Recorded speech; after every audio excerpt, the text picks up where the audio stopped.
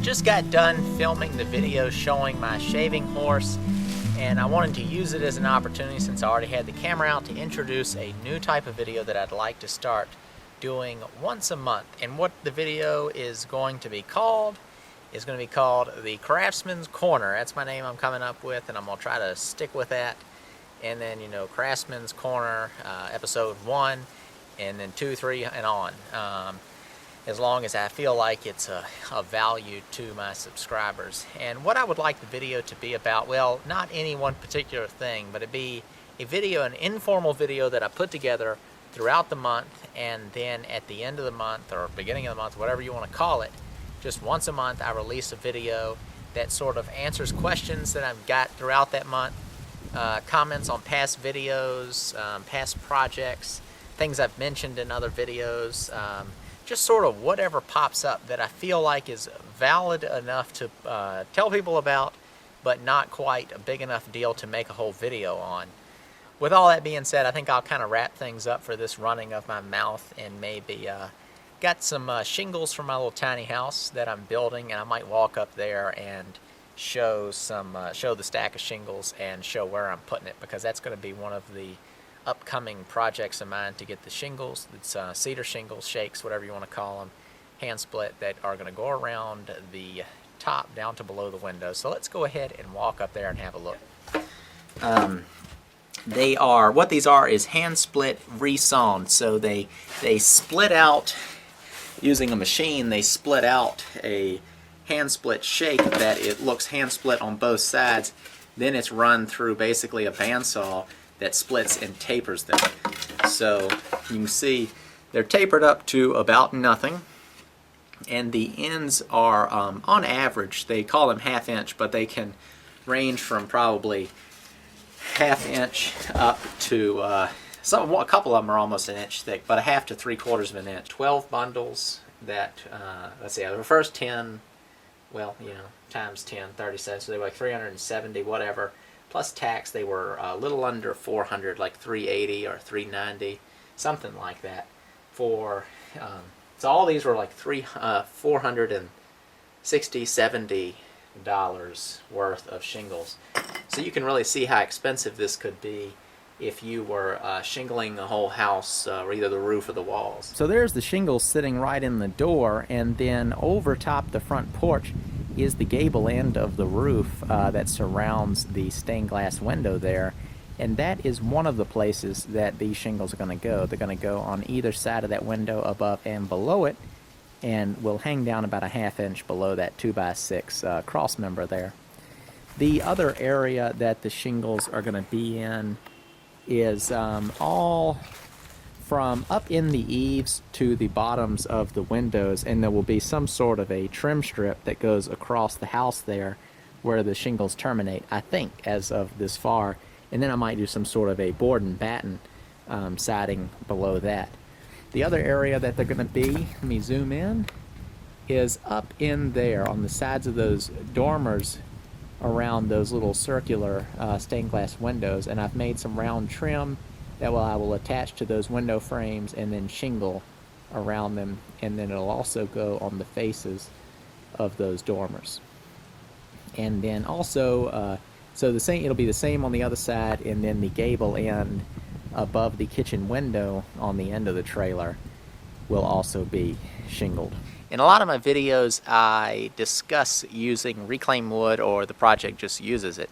So I thought I would show where I keep all the wood, talk a little bit about how I keep it, and just show some of my different stacks of lumber.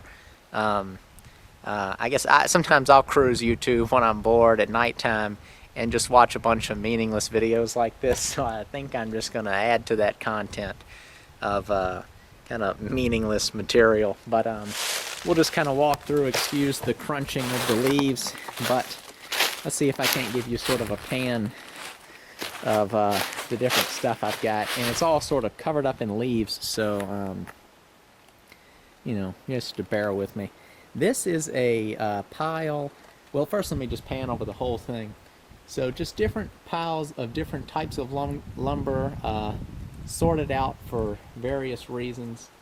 But I mean, this is over just a very small area. It's really not that much wood. I'm sure it looks like a lot of wood to some people, but it's when you're really using a lot of wood, and this is my main thing that I do is build furniture, and so you can really start to burn through some stuff when you're working pretty hard. But some of the different stacks are, this is a bunch of floor joists that I got out of an old house. Well, it actually has been torn down already, but what it all is they were joists and some of the framing members from a porch, and it's all western red cedar, the same as the shingles, just in board form. So those are not the most prized possession in the world, but not the cheapest stuff either, and not the most common in this area. It's sort of a naturally treated wood that will give you more protection than if it was just pine.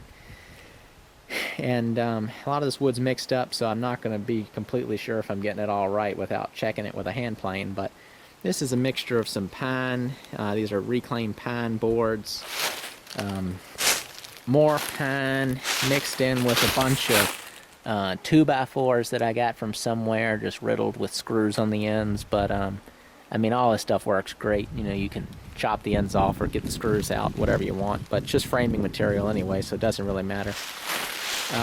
This is sort of my more prized stacks that I actually barely ever use, but some nice stuff. All this is old walnut. This is all walnut, and then that stack right here beside it is all cherry. So this is sort of really wasn't reclaimed. It was more of a I saved it, I guess you could say. It was an old sawmill that shut down, and this is stuff that had been uncovered, rained on, but had been stickered in stacks and kept it from rotting.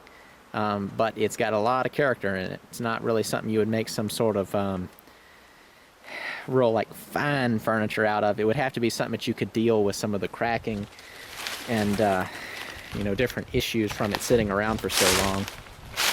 But I keep all the wood stacked in stickered stacks and covered up with roofing tin.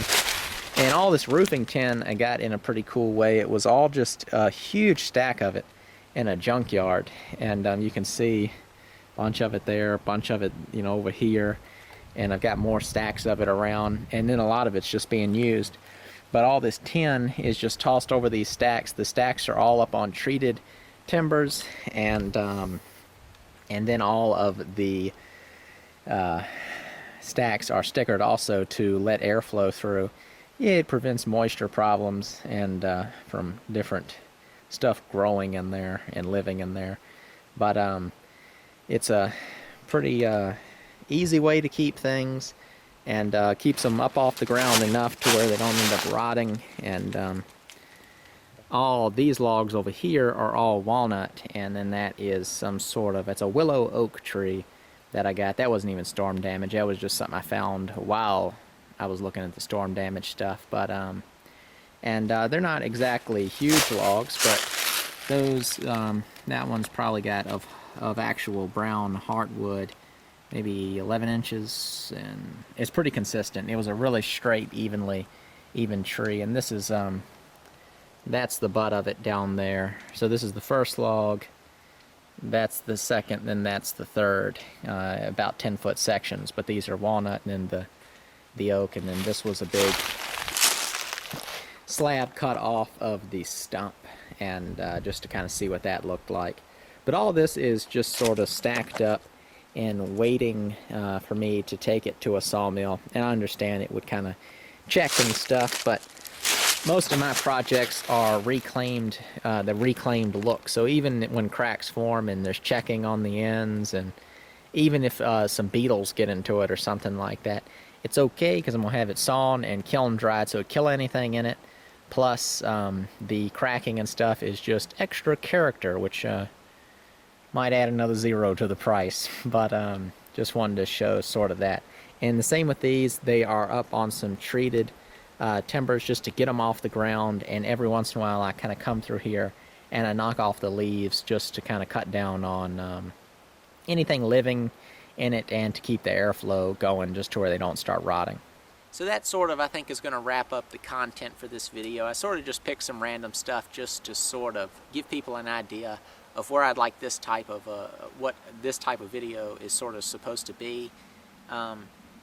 As time goes on, I think these videos will really improve and really turn into something that's more of an ongoing thing between me and the subscribers, because of sort of the interaction of I post this, then people ask a question, then in the next video it could be answered or touched on in some way. So feel free to ask whatever you want. I don't want to get into too much personal stuff about, you know, what's your name, where you live, and all that kind of stuff. You know, what's your birthday? I don't, you know, that type of thing I don't think really applies. I might get into more of that in the future. I'm not sure yet. Yeah, with the way things are now, and I know I'm volunteering to make videos, but you got very limited privacy with the internet, and a lot of the questions people sort of want to force you to answer through signing up for things and whatnot. And I don't really want to get into too much of that now. I don't really think it's really all that important to the channel and to the people watching it. I understand where people can be curious about certain things, but I think that I say enough to give people a good enough idea of who I am and what I'm doing. And as far as where I live, I'm on the East Coast, about 5 hours from the ocean. You can tell the landscape, so I mean it's, you know, pretty average looking. And hardwoods, softwoods, a mix, pretty equal 4 seasons, fairly humid, so you can guess where I'm at if you really want to. So I guess I don't really have anything else to add. Thank you for those of you who bared with me through this video. I know it was probably not that exciting, and I wanted to become a more exciting thing, but I think that's going to result as through time and the channel growing, more subscribers, people really requesting certain things, me replying to questions and comments in other videos. And but I wanted to get this video done because I've been putting it off for about a month or two, and I think it's something that will really benefit the channel and be more interactive between me and my subscribers. So until the next one, thanks for watching this video. Feel free to subscribe to the channel if you're new. Leave a thumbs up. More than anything, please leave comments below the video, this video and other videos, because that's what's going to really fuel this type of video in the future. So thank you for watching this month's Craftsman's Corner, and I'll see you next time.